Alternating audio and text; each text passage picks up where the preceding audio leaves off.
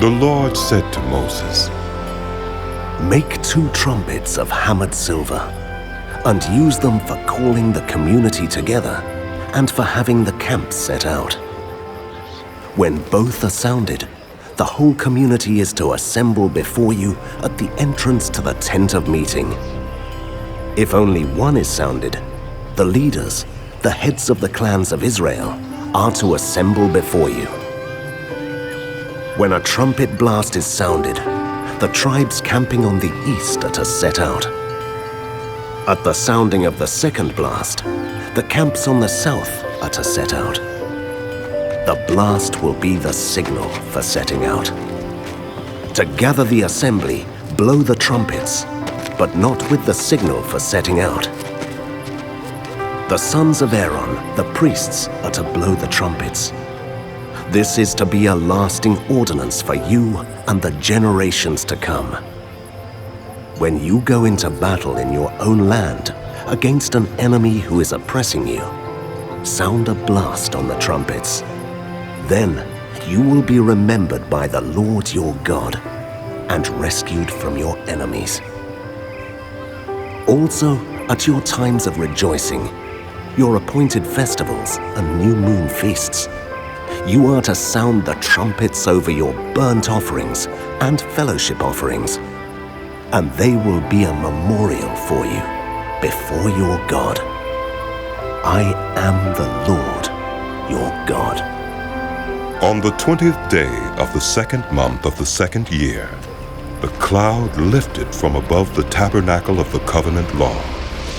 Then the Israelites set out from the desert of Sinai and traveled from place to place until the cloud came to rest in the desert of Paran.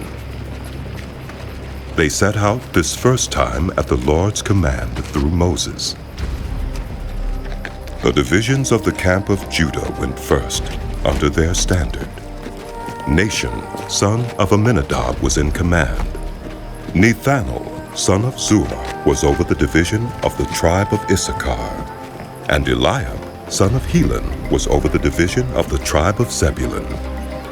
Then the tabernacle was taken down, and the Gershonites and Merarites who carried it set out. The divisions of the camp of Reuben went next under their standard. Elizur, son of Shedeur, was in command. Shelumiel, son of Zurishaddai, was over the division of the tribe of Simeon. And Eliasaph, son of Deuel, was over the division of the tribe of Gad. Then the Kohathites set out, carrying the holy things. The tabernacle was to be set up before they arrived. The divisions of the camp of Ephraim went next under their standard. Elishama, son of Ammiad, was in command. Gamaliel, son of Pedazur, was over the division of the tribe of Manasseh, and Abidan, son of Gideoni, was over the division of the tribe of Benjamin.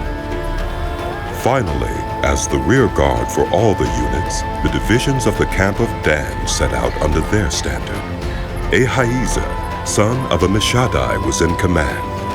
Pagiel, son of Ochran, was over the division of the tribe of Asher, and Ahira, son of Enan, was over the division of the tribe of Naphtali. This was the order of march for the Israelite divisions as they set out.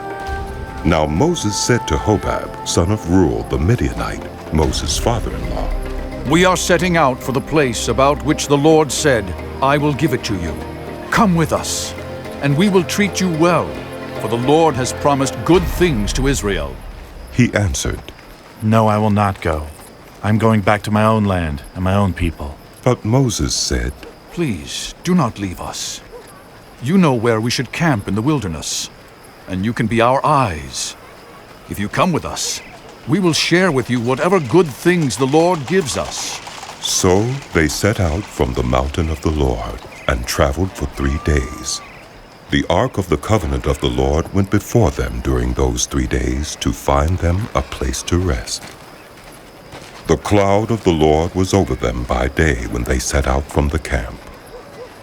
Whenever the ark set out, Moses said, Rise up, Lord. May your enemies be scattered. May your foes flee before you. Whenever it came to rest, he said, Return, Lord, to the countless thousands of Israel,